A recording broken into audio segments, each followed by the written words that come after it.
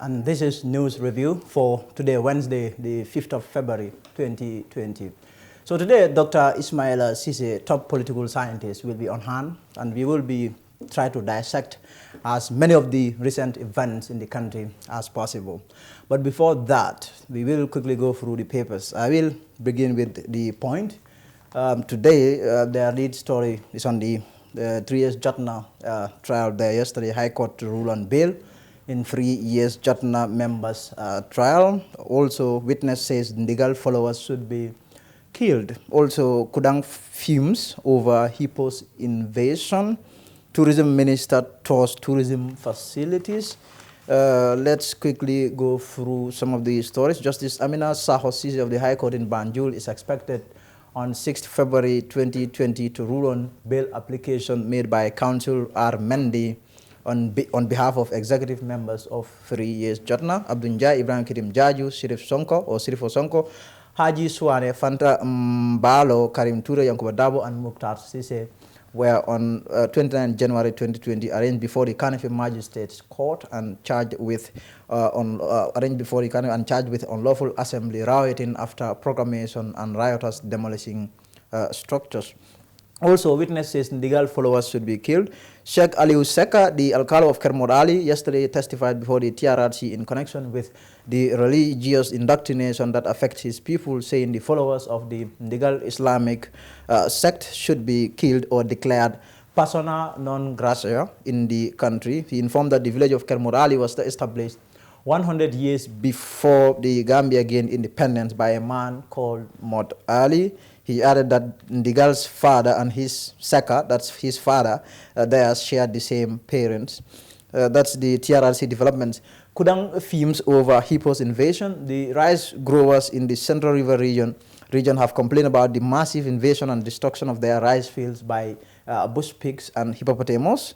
The victims of community met the Minister of Agriculture, Ami Fabure, in CRR as she handed over farming implements to beneficiary villages in CRR South, in which they lodged this complaint.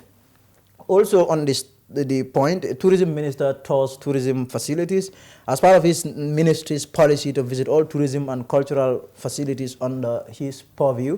Tourism and Culture Minister Hamad Ba on Monday began a week-long tour to gain first-hand information about the facilities. Yes, I think that is all for the point. Let's see what the Foria is saying today. They're also reporting on the 3 years Jatna case yesterday. Court adjourns pending ruling on 3 years Jatna bail application. That was also reported by the point. King FM MD urges authorities to ensure reopening of radio stations. Home Digital FM still closed by the police. Also, police superintendent testifies in Koro Ceesay's murder trial. I think they meant to say Yankuba Toure's murder trial. Coronavirus, Gambia will not impose travel trade restrictions on China.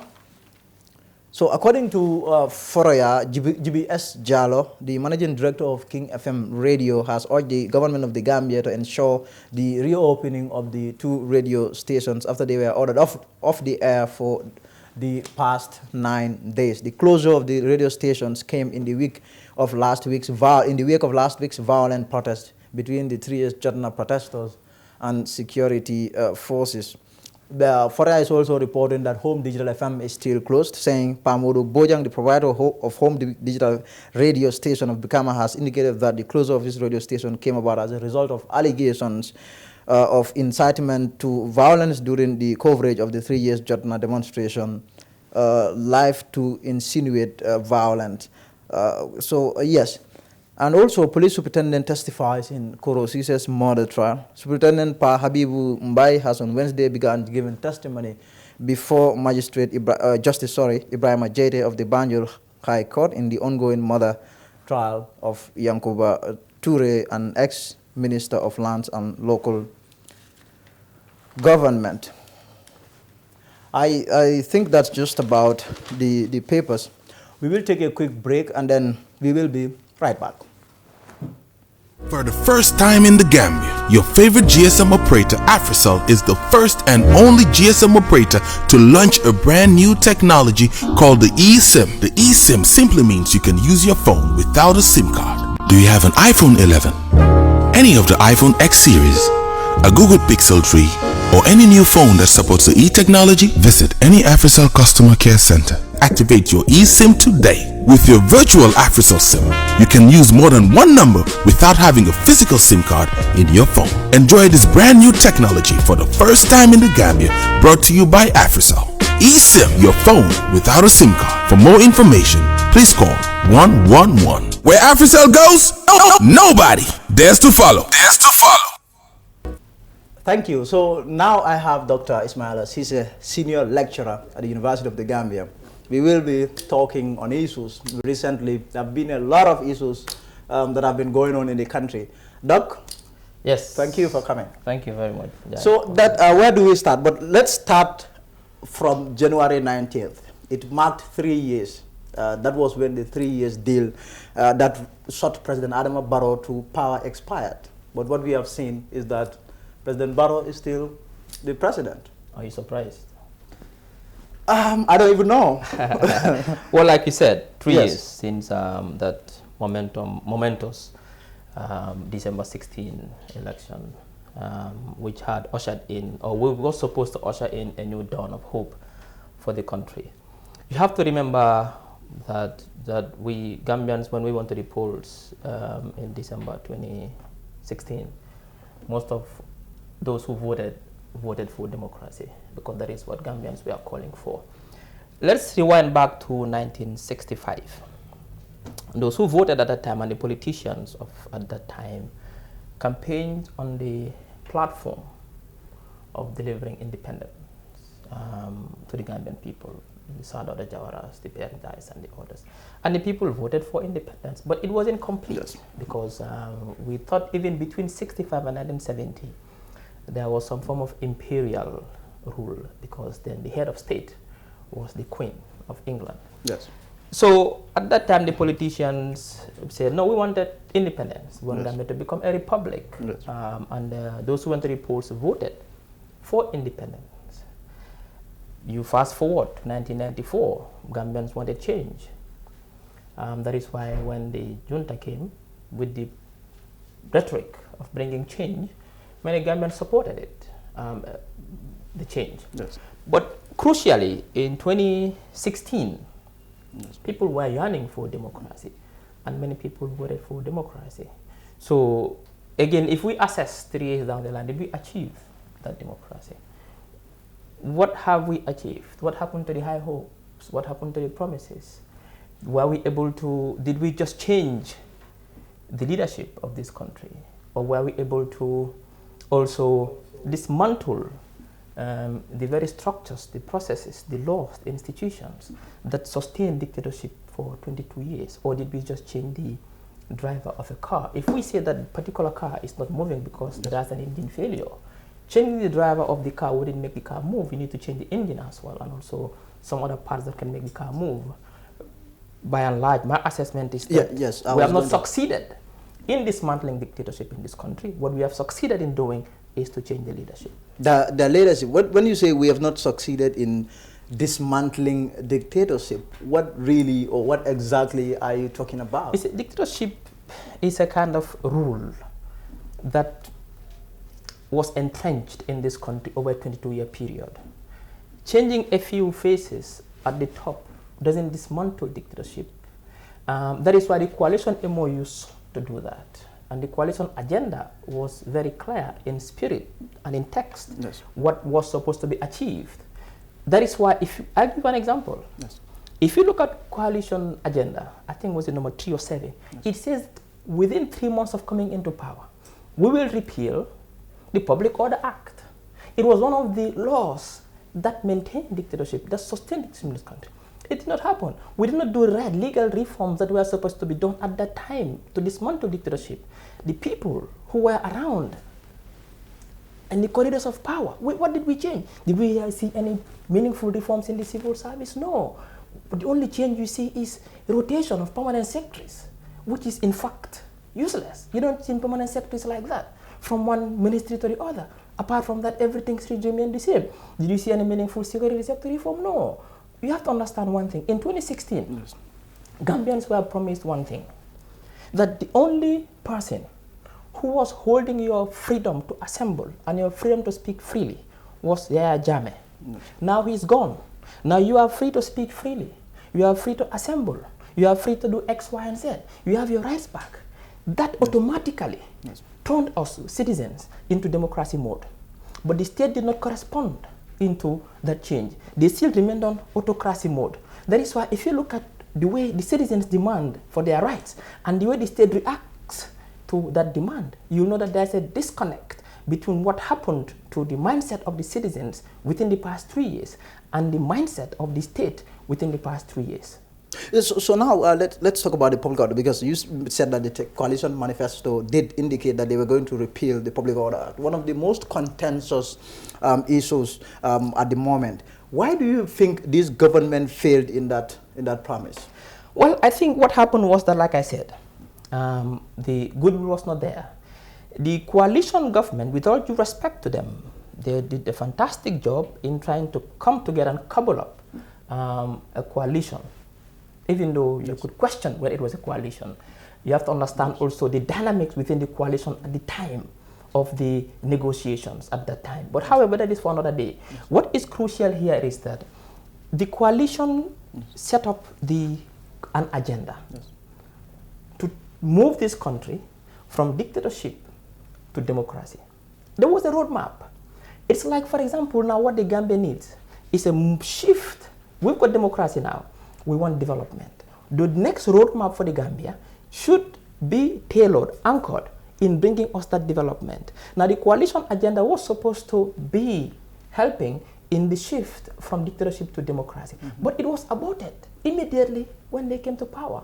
It was forgotten. And that is why we are faced with this problem today. So the problems we are facing today did not emanate today. They are a result, a culmination of the actions and the inaction of the coalition partners from the onset.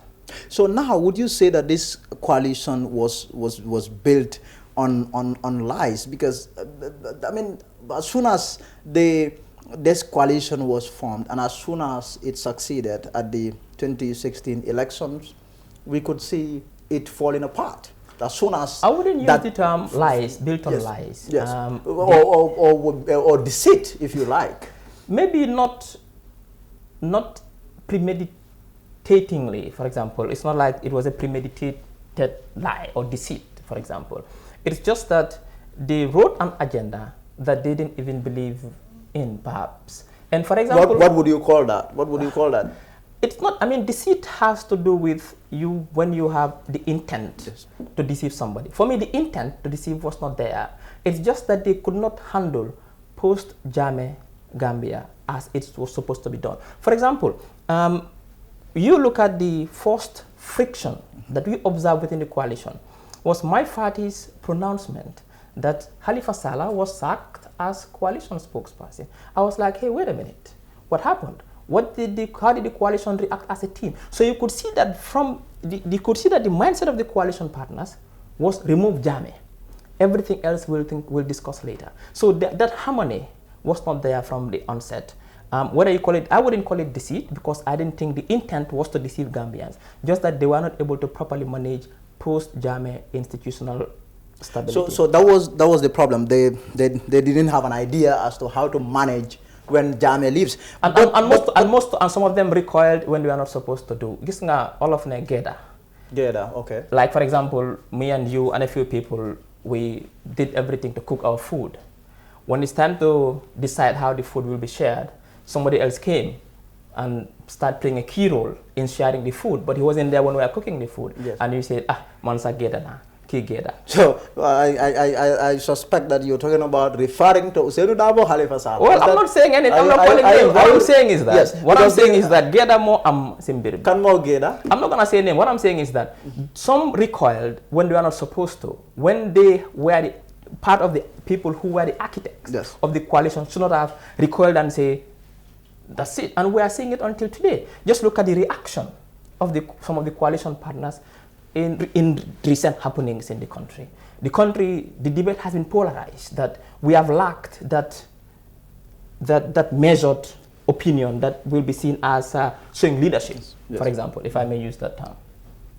So now, because a lot of events have taken place, from the crumbling of the coalition, the disintegration of the coalition, to the campaign, the sustained campaign against President Adama Barrow's rule. What we have seen, all of a sudden, a pressure group emerged saying, okay, he has to honor his pledge. As soon as those signs started rearing their head, that this president has no intention of leaving, this pressure group emerged. But they have a right to emerge. I mean, a president made a pledge with the Gambian people, made a pledge with his coalition partner that he was going to oversee a 3-year transition period. If he, for any reason, reneged and didn't want to fulfill that pledge, every Gambian citizen has a right to hold him accountable to his word. And that is what the 3-year agenda movement was trying to do. Do you think Gambians understand that at all? Because this group, I think from the outset faced a lot of hurdles. Let me tell you something, we understand it. It's just that sometimes we are not being honest with ourselves as Gambians. We see the truth and we ignore it because of our relationship with one group or the other. That is why you've seen online and in our national discourse that there are people who condemn certain acts under Jammeh. They are supporting the same acts. There are people who supported a particular act under Jammeh. Now they are condemning it. Until and unless we Gambians are beginning to understand, put the national interest ahead and act based on principles and values, then there's a problem in this country. That is why the country is so polarized along ethnic lines, along religious lines, along political lines. That is why some of the sober voices have recoiled, because now when you speak your opinion, you are being boxed into one or the other. If you come out to say, you know what, I'll give you an example, a scenario. Yes. If I should come out as an expert analyst to say, you know what, 3 years Jonah, 5 years, 3 years Barrow, 5 years, both of you have a right to your opinion. And both of you have very valid opinions. 3 years Jonah, yes, you can hold Barrow accountable on moral grounds that he must fulfill his promise, but you cannot force him to step down. 5 years Jonah, 3 years Jonah, you have a right to say that, look, he was voted in for 5 years, he has a legal right to finish his term. So what? That should not be a big divisive debate to the extent that we exhibit levels of hatred that I have not seen for a very long time in this country. So Doug, I want you to define then, what is national interest? Because this very issue of national interest also is shrouded in a lot of complication. What may be national interest to you might not necessarily be national. It's a subjective issue. It's a subjective. It's a contentious term. But again, sometimes we look at broader issues, and then, for example, some people will support a particular cause, yes, not because it's in the national interest, but because it is in their personal interest. Like you said, you are right. It's a kind of a complex word that we use sometimes, the national interest. What is the national interest? Because what might be national interest for you might be national interest for us. But sometimes it is straightforward. I'll give you a scenario as an example. For me, I didn't see any reason why this 3-year, 5-year thing should be a big issue in this country. The country is currently undergoing serious stresses that nobody is talking about, and they range from every sector, from the explosion of the housing crisis in urban Gambia, from poverty levels in rural Gambia, from the lack of access to clean water among rural Gambian, especially among women, not having access to finance, the levels of poverty, having a health sector that is not fit for purpose, having an education sector that is failing on a daily basis, having children who cannot get to school in the morning because there's no proper public transport system. It's either they go back home or they go to school. These are all problems we are to the traffic congestion crisis we are witnessing on a daily basis, which have far-reaching implications for our environment, for our health, and for our economy. We're not talking, this would be the national debate today.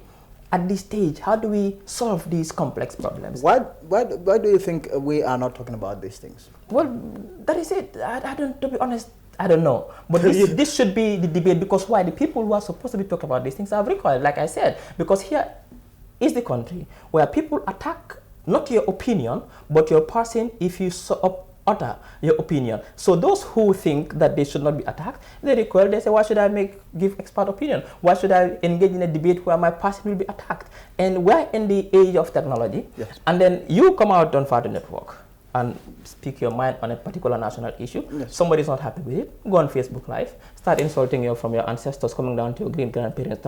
So some people say, why should I, it's not worth it, let me just recoil. And that is it. We need to sacrifice for this country. There should be sober voices coming out. Yes. And these sober voices must now make up the critical mass. We cannot let the country and the political discourse of this country be controlled by people who use emotions in their debate and people whose debate is not meaningful for this movement, for the development of this country. Now is the time for us to engage in meaningful debate. How do we solve this? How do we solve that? Because I can tell you one thing, every sector in this country has a problem.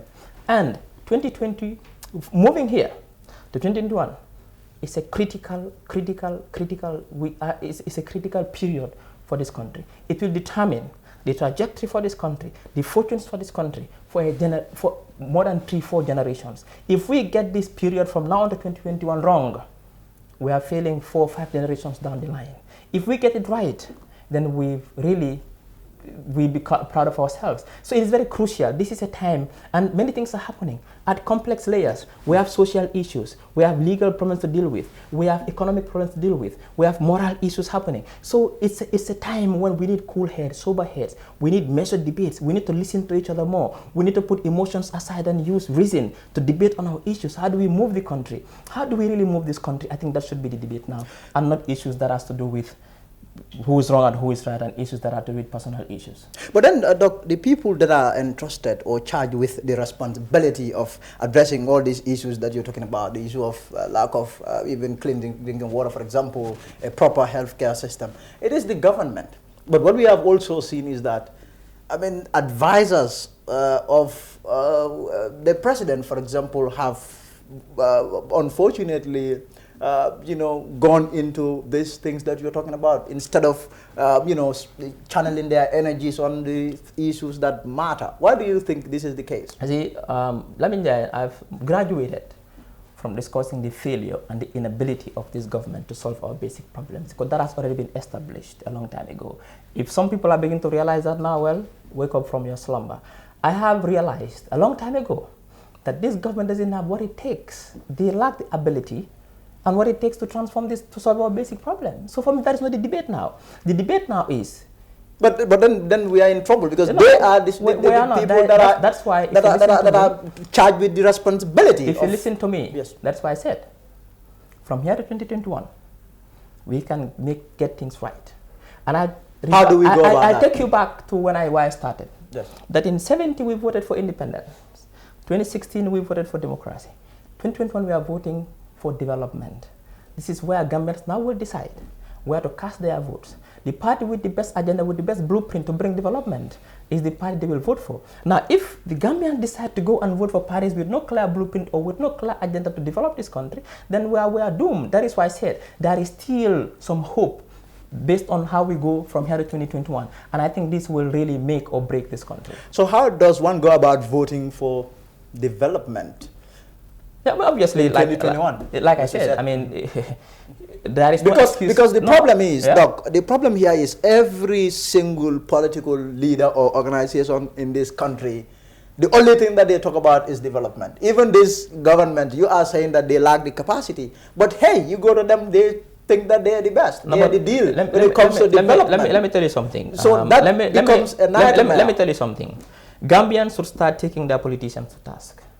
If I talk to a group of youth and say, if you vote for me, I'll empower young people. How? You have to scrutinize them. It's not enough by reading their manifestos. People can pay consultants to write their manifestos. That is why the public debate with politicians is key. You don't allow politicians come and fix you a few boreholes and to give you a few money and then you vote. No.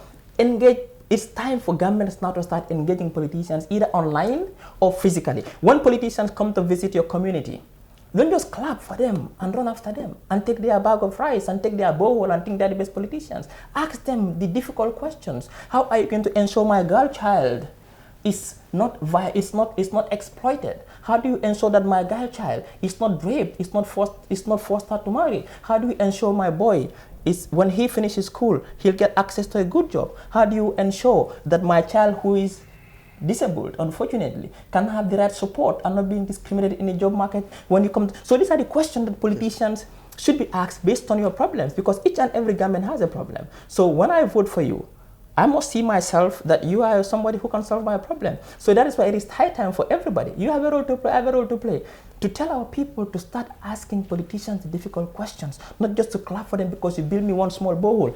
Let me tell you something. I can invest my way into the presidency if I want. You can also do the same thing. Go get some loan, get $10 million, come and invest it. Build a few boreholes here, build a few stuff here, buy a few bags of rice. You can make this $10 million so in office. You're calling that buying yourself You're investing your way to the presidency. Because you are not telling the people how you're going to solve their short, medium, and long-term problems. You're not telling them. But that should be a crime, dog. For someone to buy his way to the presidency, it should be a crime. That is not only peculiar to Gambia. It's an African problem. When we see politicians with no solution to the complex problems of their societies get into politics because they see it as a high premium to get rich. There's a high premium political power in Africa. Now look, you get $10 million. That's a lot of money in Gambia. But if you become president through corrupt practices, you can make that money within 1 year or even less than 1 year. Yes. So what you do is you just come, buy a bag of rice, pump money, build boreholes, do this. How can we even talk about building boreholes in the 21st century? When why should I have access to clean running water while my sister or my cousin in Kian is running around begging for borehole? So this is what should stop. Now, I would ask the politician that if I was in Kian, how would we make sure that when you come into power, I get clean running water, I'll have access to it, and not this borehole? I was in the provinces recently. Most of the boreholes they built up even stopped working. So amid the fanfare, you come and build a borehole, you publicize it, people clap, 2 months, 3 months down the line, the borehole stops working. And you told them to condemn their wells. Now they are not with wells, they're not with boreholes, they're not with water. And I think that is... And I've also seen politicians going to the extent of building mosques.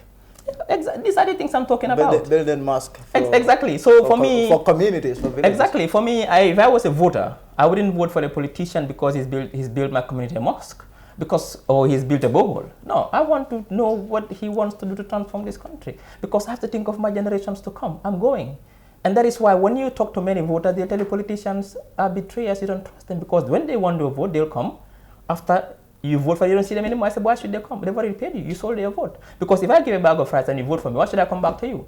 Quid pro quo. But if I vote for you because of a promise, a pledge you make, then I can come back and hold you accountable. That is why every Gambian's vote must benefit them and their generations to command the country. It should not benefit the politician. Why should I vote for you? When you become president, the first thing you do is to remove your child from public school to private school and then to overseas for studies. While I, who voted for you, my child is languishing in a public school where there is no chair, where the roofs have crumbled, and when it rains, my daughter gets wet or my son gets wet. So we need to start really engaging our communities, engaging our people to understand these things, that when they give their votes to politicians, these are people who have what it takes and who can convince them beyond reasonable doubt that there are solutions to the complex problems that they are facing, not only in the short but also in the medium, also in the long term.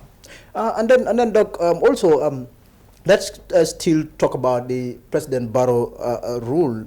I mean, he promised 3 years, and then 3 years came.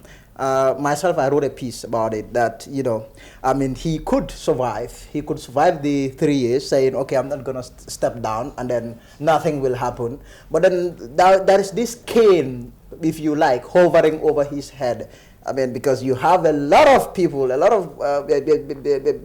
very good chunk of the population that are still against him, that don't like him, that want him to leave office. We have seen the activities of T.S. Jotna, for example.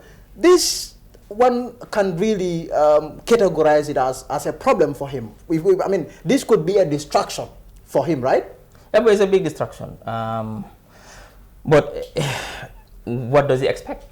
He cannot be expected to be liked. I remember when President Barrow just came to power, he was one of the most popular presidents I've seen in the African continent. Speaking against him was crime in this country. You'd be insulted. Everybody will insult you at that time for speaking against the president. No, give him time. No, this, that. But down the line, people have seen that our hopes have been shattered. What has changed after 3 years? Everything has remained the same. I haven't seen any changes, to be honest. And look at the way the state reacted to the J26 protesters. The same underground work. Yes. They were provoked by certain elements within the I state, yes, obviously, we'll get to that. react so that they can and deal with them mercilessly. And that is what we are seeing. But the people who are... But before that, you were talking about the events, the protest. You know, the recent weeks have been, you know, marked with a lot of dotted with protest. Every Jogan will just wake up one morning and say, okay, I'm going to Steam Corner. And that has put a lot of pressure on this government, the police, in trying to a country that maybe just three years ago didn't know all these protests, and all of a sudden every Jogan is waking up. I'll tell you something. That's what I told you from the beginning. The shift from autocracy to democracy is always fraught with challenges. We are made to believe in 2016, after elections, that now we are free to demonstrate, we are free to assemble, we are free to do this, we are free to do that, and we are exercising those rights. Now, that is not bad. What is bad is the state's inability to react to these challenges. We call them teething problems. If you have a small child, a small baby, obviously getting sick once in a while is normal. How you react and take care of that baby to grow, that shows your ability as a mother or as a parent or as a father. So what I'm trying to say is that these things are normal in settings where there's a move from autocracy to democracy. What is the problem now is how does the government react to it? Now, we have not really retrained the man of the security forces to understand that now we are in a democracy. And in a democratic dispensation, the state security apparatus behaves in line with democratic principles. We have not done that. And that is where we say the security sector reform has failed so far to do that. That should have been the first thing, retrain the security forces. And we've seen how they are still doing things, how they react to protest. Sometimes with heavy-handedness, sometimes unnecessarily, sometimes disproportionately, and which is unnecessary. So the state really, that is where the state has failed in ensuring that, to be honest, we really reorient and recalibrate the state and reset the state to democracy mode, and it has failed in that. And that is why many of us are not very happy. So in our climb, what happens, what obtains is that anyone who wants to protest, of course, you have to, that is just one rule. You have to go and seek for a permit, and then the police IGP has the discretion, the power to give or not to give. And then that in itself also, we've seen in the recent weeks what has happened with Mamour Diop, a lot of tinkering. You will come to him, some he would give them, some he would deny them, some he would reverse that decision and then give them. So a lot of tinkering, and this has also led to a lot of noise. Yeah, of course. I mean, obviously, we've seen that is even problematic. The state should be consistent in its decisions. The leaders must show leadership, because if you apply for a permit and I deny you, giving a particular reason, I see no reason why that reason should change within a couple of hours. It doesn't make sense. And based on experience, when permits are given, the protests are normally always peaceful. Yes. When permit is not given, the protests normally turn violent. And I think the police should have learned from that, and I think they're learning from that. But what is, like I'm saying, these things are normal. They are bound to happen in such situations when we shift from one particular type of rule to the other. Most of us, and you have to understand the demographic dynamics. We have a very young population, very passionate, want to exercise now what they've been denied for far too long. And it's normal. Now, how the state reacts, I think that is what is key, and this state is failing in that aspect. So now let's talk about the citizen then, because what has also happened is that if the police say, okay, Group A, we're not going to give you a permit, what they do is that they threaten that they're going to go ahead with their protest anyway. And so this puts, and then what this does is that it puts a lot of pressure on the police. The police, of course, we have seen time and again that they will just reverse their decision, and then at the 11th hour, issue them a permit. But should it be, what do you make of that? The issue of citizens being so determined, with or without a permit, we are going ahead with our, is that normal? I'll tell you something. When you apply for a permit, the police makes a security assessment of that particular day. Do you have the right men? Do you have is the environment right for a protest, and so on and so forth? So the decision should be backed, but not based on whether we want to give or not, or based on the whims and caprices of the IGP. It should be based on sound security assessment and judgment. Now, with the way the police has been behaving recently, it undermines the very foundation of the state. It threatens, it weakens the state, which means the state really doesn't know what it's doing, and the state should be powerful. The state not powerful in the sense that it should use its power to clamp down on dissent, but the state should have authority. If you apply for a permit and we do a comprehensive assessment and we know that your protest will endanger security, if you deny, just deny. But this going back and forth, when citizens, the fact that you apply for a permit, I deny you. You threaten me with a will go out and I give you and I appease you. That alone is dangerous. That can really put this country on a path whereby it can be ungovernable. Then because there was so. But for me, again, to be honest, I don't like the issue of permit. That is why I don't really. So you want it to go away? This should have been the first thing we would have taken to Parliament, and not to increase the age of the presidency or the vice president, because why should citizens are better to peaceful assembly. This is guaranteed in the constitution.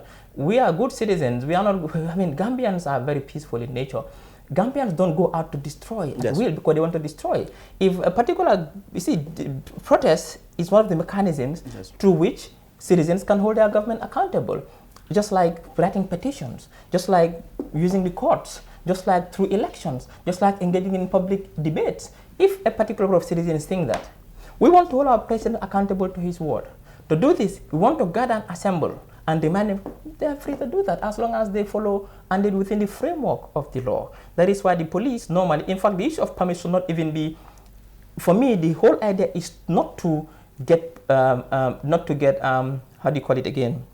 Not to get, the whole issue is to inform the police that we'll be at this particular time, at this particular place. Now the police's role is to give you security and make sure traffic flows freely and make sure that things go well. Not to decide for us when I should assemble peacefully or not. I don't think that should be the decision. And also, what has also happened? You go around town, you hear people talking about it. The issue of when we put pressure on the police, the IGP, he ends up giving us a permit. Yeah. So what has happened is that the impression that a lot of citizens had was, this IGP doesn't have any teeth. So if he denies me a permit, we are just going to insist. But it is not the IGP, it is the state. It is the state.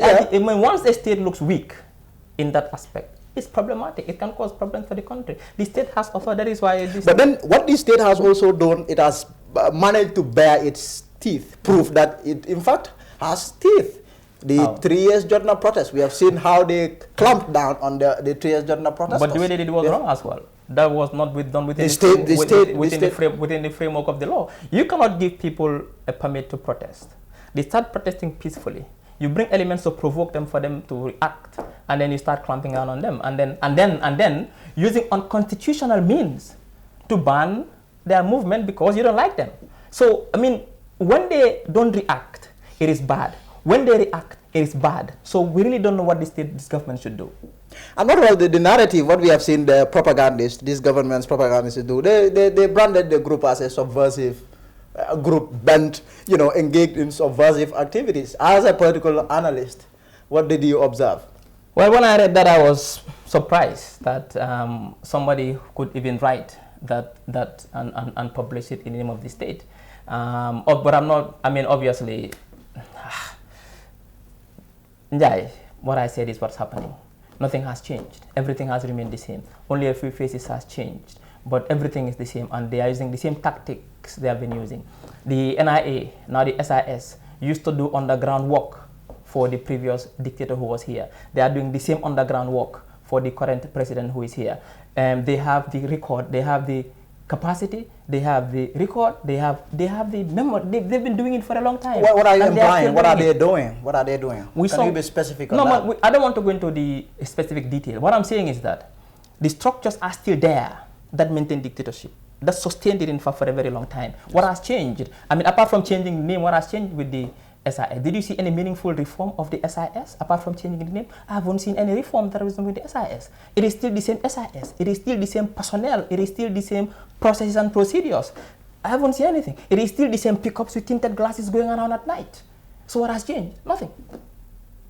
Well, I think there is still a lot of ground to cover in respect of this government. They insist that really they got this, that they can deliver the kind of country or democracy that we want. But myself, what I have seen at the 3 years Jotna protest left a lot to be desired.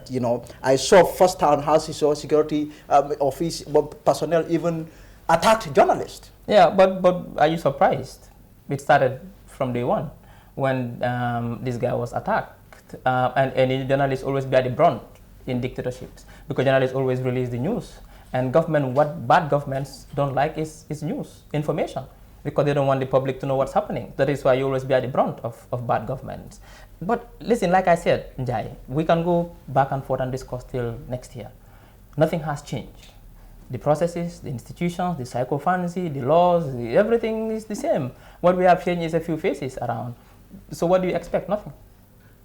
Nothing. So now what we have also seen in the recent weeks, a proliferation of political parties coming from every corner of the country. What does this translate to? Well, it's good for our democracy. Democracy has to be a contest of ideas. As long as these parties have followed due process to be registered, they are free to, it's a free market of ideas. Today, nobody can stop you from opening your own business. If we have 15 bakeries in the country. But political party is not a business. No, it's just an example I'm telling you. I'm not comparing, I'm not saying that business. What I'm saying is that if you think that you want to get into politics and you look around, shop around, and you don't see yourself in any of the existing parties, you have a right to form your own political party. I don't think we should condemn it.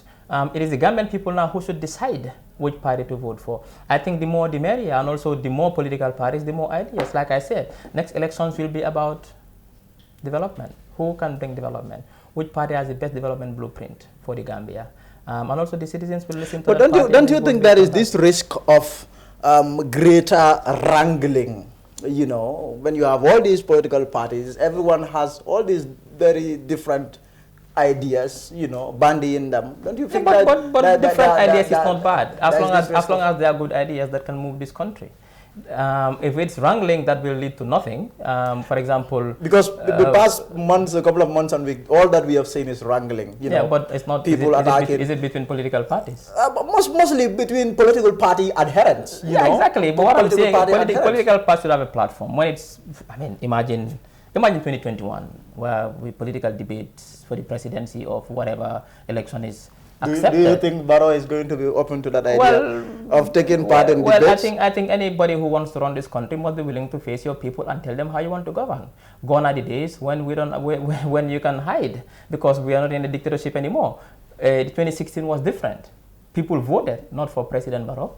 People voted to remove Jammeh from power. At that time, anybody could have won that election. Now it's different. Now we are hoping that with a new constitution coming into force after a referendum, with proper civic education, the playing field will be leveled, so that every political party that has an agenda to sell to the Gambian people, you come and sell your agenda to the Gambian people. It is left to the Gambian people now to look around and scrutinize and see which party has what it takes to change this country. Doc, what do you make of the future of APRC, or the role of APRC, in the future of this country? What do you mean by the future of APRC? The role of APRC in the future of the Gambia. What do you make of that role? APRC is just like any other party. I don't think we should single them out to say what role should they play. They should play any role like any other political party. Gambia has laws, and any party that is operating in the country must operate within the framework of those laws. So APRC is no different from any other party. They've been in power for 22 years. Now they are in the opposition. Let them behave like opposition, an opposition party, and the Gambians will decide in the polls, whatever polls that might be. Because the reason I ask this is because this party, from every indication, appears to be haunted by what its leader, former president, is alleged to have committed in this country. So now everybody is, watching. That is stigma, if you like, against APRC. But that is normal for people to associate what Jammeh has been accused of to the APRC. He made the party, he created the party, he led it for 22 years. So what do you expect? Now it is left for the APRC now to really rebrand and redefine itself and show that, you know what, we can be detached from this. We are a party, and they're based on what they have to sell to the Gambian people. I don't think we should be here treating APRC differently from any other political party. Yes, obviously, like you said, that's natural. Obviously, they'll have that stain because that person has been leading that party for 22 years, and in fact, he established that party. That stigma will be there. But now it is left to the APRC leadership now and the APRC supporters to make sure now that they show us, the Gambian people, that you know what, whatever they are saying about this man, even though there is this presumption of justice. Yeah. When you are accused of a crime, Yes. you are presumed innocent until Yes. proven guilty. But we'll get to that. But the issue is now the APRC can now rebrand itself and show the Gambian people that, you know what, we are just another political party. We've had a leader who's been accused of doing this, but this is a party. That is why I don't like the fact that parties revolve around one person, because they take the complexion of that person. When you are blue, the party is blue. Yeah. If you are Mandinka, they call the party Mandinka party. If you are Fula, they call it, because the party revolves around you. That is why political parties should not be built around a person. They should be built and anchored on a vision, on systems and processes and values and principles. So that when people see the party, they identify it with those visions and those values and those processes and those visions. Yeah. But if the political party is revolving around one person, whatever that person does affects the political party. And what we have seen with the APRC has to do with their demand for the former president to return. We have seen the former president speak, saying that he wants to come back to the country, that they should protest, and then ask that he returns to the country, and they want him back. Well, that is the beauty of democracy. People can demand, we have the three John Nagas who are demanding for Barrow to resign, isn't it? Yes. They have a right to, they can demand for President Barrow for President Jammeh to come back. But coming back to do what? He's been accused of crimes, obviously, and that many Gambians are also saying counter to what APR says, that he should face justice. So whose demand weighs more than the other? If I'm demanding that he should come back, well, fine, that's your right to demand. But I'm demanding that he should face justice. That is my right to them. What should be done is the right thing. He's been just like any other citizen. Yes. He's been accused of committing crimes. So if he comes back here, he should be able to face the justice system to either prove that he committed those crimes, also prove that he did not commit those crimes. He should not be treated preferentially. That's how I see it. Let me take you a little back. There's this also very tall narrative out there that 3 years Jotna is an offshoot of UDP. As a political analyst, what did you see? 3 years Jotna has people in their leadership who are not UDP, who are from other political parties. They have a leader within the 3 years Jotna movement who is from APRC. In fact, because of his activities with the movement, he was expelled from the APRC. There are people who are from GDC in their leadership. There are people who are neutral, they belong to no party. There are people who are from UDP in their leadership. Now, the UDP did not officially associate itself with 3 years Jotna. Therefore, it would be irresponsible for me to say that it's a proxy of the UDP. I see the 3 years Jotna as a movement that has a goal to remind President Barrow to honor his promise that he's going to oversee a 3-year transition. Now, if most of the support base of the 3 year Jotna movement are from UDP, if some of the leaders have links to the UDP, that will give me no right for me to make such assumptions that it's a UDP proxy. Some say the movement is as good as dead. The leadership have been arrested, 8 of them, it has been banned, and then that's it. That's the end for it. Well, I don't think we should be quick to proclaim the demise of the 3 years Jotna movement. We've seen when Nelson Mandela and some of the key ANC leaders were arrested and put to when they created Umkhonto Sizwe, the spear of the nation. People thought the ANC was dead. What happened later, the ANC came out to become a leading force until today in South African politics. So we cannot just be quick to call or proclaim the death of certain movements, especially movements that are based on principle. See, the 3 years Jotna thing is a principle thing. It's got nothing to do with tribe. It's got nothing to do with political party. It's got nothing to do with nationality. It's a principle that you made a promise. Fulfill your promise. If I believe in that, I'm 3 years Jotna. If you believe in that, we are 3 years Jotna. If you don't believe in that, 3 years Jotna. So obviously, it could grow again. It could reform itself. It could do many things in this country. It has full support, I can tell you that. Doc, you are a political scientist, a lecturer at the university, but recently what we have seen is that you've also, put your foot in the political waters by becoming a member of a political party, one of the country's newest political parties, CA. Why did you decide to enter into active politics, Am I here to talk for CA or you? No, I just want your your own. I want you to talk about your own story. Why yes, to enter politics? Politics, yes. It's because I think that politics we found ourselves in a time when we need people who think that they have the solutions to the complex problem, not to sit on the sidelines and enter the fray and get their hands dirty. Do you have the solutions, Doc? Obviously, otherwise I wouldn't enter politics. I don't enter politics to get fame or to make money. I entered politics because I believe that I have the solution to the complex problems of this country. That is why I'm offering myself. That's why I entered politics. What does it take for someone like me to be convinced that really Doctor is the deal? Well, we're early days. We've just established the party. We are still trying to still strengthen the structures and the processes, and coming up with the clear blueprint for this country. When the time comes, of course, we will know when the debate starts, when the manifesto is out, when we start engaging politically, when we start selling our ideas to the Gambian people, when we start being scrutinized by the Gambian people, when we start being asked the difficult questions about how we solve some of these problems, then you'll get to know that we are the real deal. I'm not saying it's not about Dr. Ceesay, it is about CA. CA is bigger than Dr. Ceesay. Dr. Ceesay is just a member, not even an executive member. Yeah, you're just a normal. So obviously, I am just a member of CA.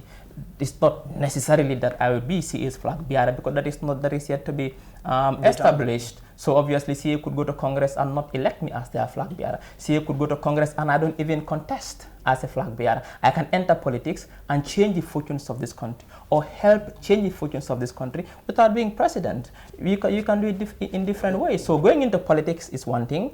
Running for president is another thing. So me going into politics doesn't necessarily mean that I'm going to run for president. But in this country, Doc, one thing that is also a problem, it has to do with this notion that anyone who wants to be a politician in this country, you've got to have money, because people, will come to you for money. Some would follow you simply because they want you to buy them a bag of rice. How do you go about that? Is this the case, first of all? Well, I'll tell you something. You see, these are political realities that cannot be changed overnight. It will take time to change this mindset. But you need to do a lot of, that's why we need a lot of civic education. If I buy you a bag of rice, I'm not buying a bag of rice because I want you to help me, I want to get you a vote. I buy it because I want to help, because of empathy, because I know you cannot afford it and I buy it for you. But I think politicians should start to change that mindset. You see, we live in a very complex society where poverty is entrenched, where the dependency rate is huge, where when people expect that you have money, obviously they'll come to you for help. And whether you are a politician or not, people come to you for help, and then you do what you can. You do what you can. But then, okay, now CA, you are not here to speak as CA spokesman, but I just quickly want you to just, your personal opinion on this, because people, try to assess CA and say, okay, this is a PDIS kind of a political party. A party that does not believe in, helping people out, in terms of buying bags of rice for them or giving them money, but they want to, inject certain ideas into their heads. They want them to see the bigger picture as to how a country should move forward. Is this the case? Is CA new day? But who is saying that? I have spoken to a few people who think that CA, that's the same approach that they want to use. But how did they know that? Have they seen CA do that? Have they seen CA say we're not going to give bag of rice? Have they seen CA say that we're going to use the approach? I think people have what people perceive or think about CA, we have no control over. What CA has control over is their actions.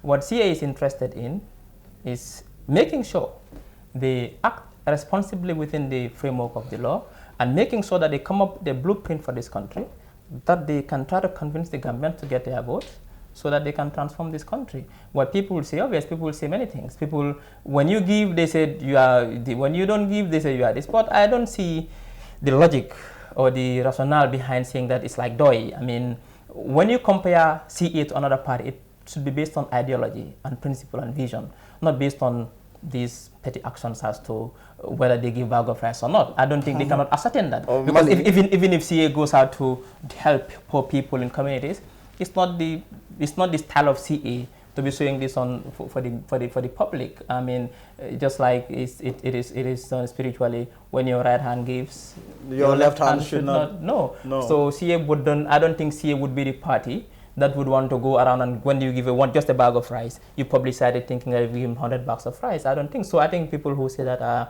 that's their opinion, but they have a right to their opinion. But that should not really distract CA from its broader goal of making sure that they. 2021 promises to be very interesting, right? Very interesting, very crucial as well. Like I said, it's the election that could really, people will vote for development.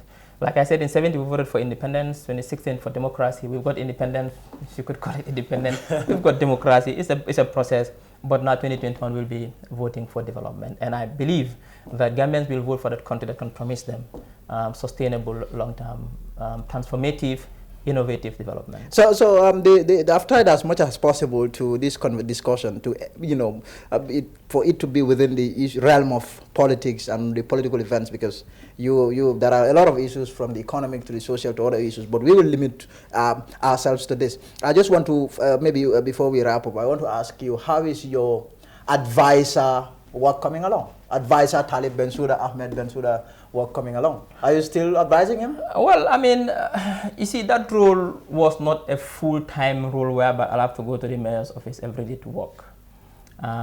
Policy advisor, yes. When you need my advice, my doors are open. But until now, I have not been engaged. So until now, you have not been engaged. I asked Mayor Bensouda this, and I'll ask you that too.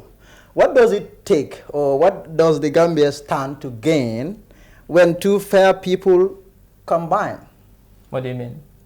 Two fair in complexion people combine. What does the Gambia stand to gain? What are the man's? But even though he said people say that he's more handsome than you, though. Yeah, but I don't think that is important. I mean, Yes. looks and complexion is not what is important. Yes. I think your character, your integrity, is what, of course, what matters, and yes. then your patriotism, and then what you are ready to do for the country. If an ugly, I don't want to use that word ugly, because ugly is a subjective term, because somebody is ugly, exactly. But if somebody who's perceived to be the ugliest man in the world contests for elections, and somebody who's perceived the most handsome man runs for election, and I'm supposed to vote, Yeah. I wouldn't look at their I look at the person who convinces me that he can do the job. I'll vote for that person. So for me, I don't think we should reduce our politics to who is more handsome or who is more fair. I think we should rise above that. Yeah, I was just that was. Of course, yes, of course. Yeah. And then, yes, some people would say, okay, Doctor is CA, Talib is a UDP. Maybe that is why. I mean, you guys are trying to keep a distance. Is this the case? You guys don't really belong to the same party. And I mean, for me, when I was accepting that role, I knew I was CA, yes, and I knew he was UDP. Yes. But when it comes to working for the country, we should Yes. rise above party politics, yes, and look at the greater good. If me helping anybody in this country, yes, be the president advice-wise, being any mayor, being yes, any chairman in the council, yes, can transform lives and have impact, yes, I will do it. I mean, party politics is party politics. What is important is our people. Yes. I mean, why should I yes, refuse to help Njai, yes, to help his people just because I think we don't belong to the same party? After all, what we have in common is stronger than our parties we belong to.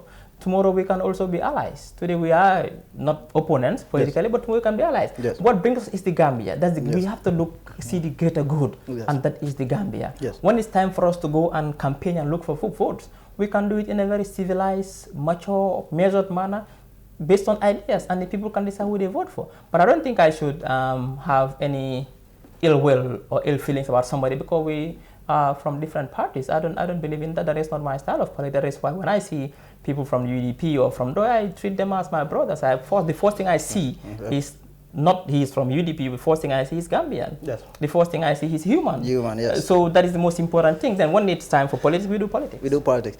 So before we go, let me just throw this at you. I'll not mention the person's name. What he said is, I watched he said he's watching my news review with Dr. Ismail Assisi. However, I tend to differ on his views regarding how security needs to conduct themselves in a democratic state. There is no such school of thought.